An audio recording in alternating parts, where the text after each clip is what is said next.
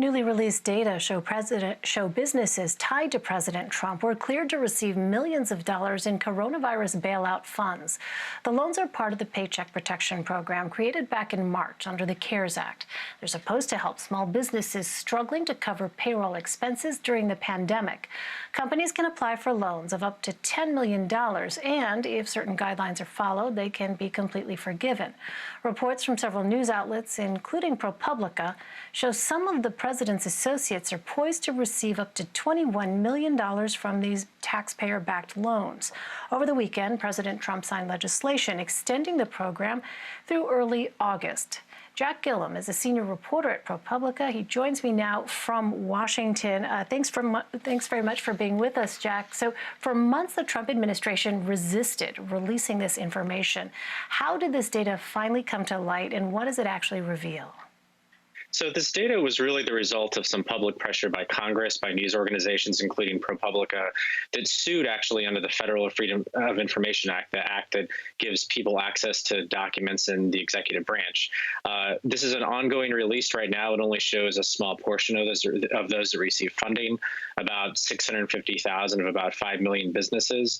But still, of those businesses got almost 3/4 of the money doled out that we can tell, and disclosure is limited to really companies that got more than $150,000. So this is a pretty good segment of money that we're looking at. The caveat of this data, of course, is companies who were rather approved for these loans, that they don't necessarily get them yet. It also doesn't include the roughly $30 billion for some of the companies that we may have heard of in the news that ended up returning the money. So did the Paycheck Protection Program help the people it was supposed to help, the small businesses with less than 500 employees? When you look at this data, it was fairly clear that, this was a stimulus at a time when the economy is really suffering because of the coronavirus pandemic.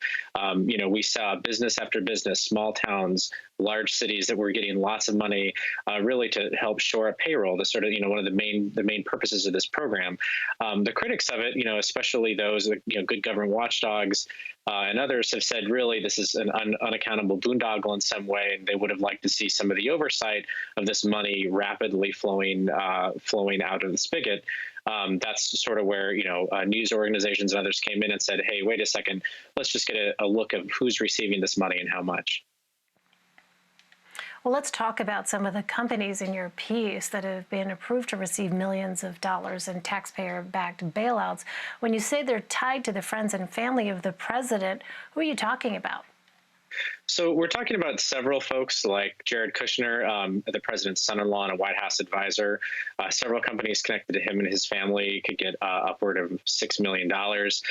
This hydroponic lettuce farm that was backed by Donald Trump Jr., Trump's eldest son, whom ProPublica reported about, also received upwards of $150,000 in SBA funding.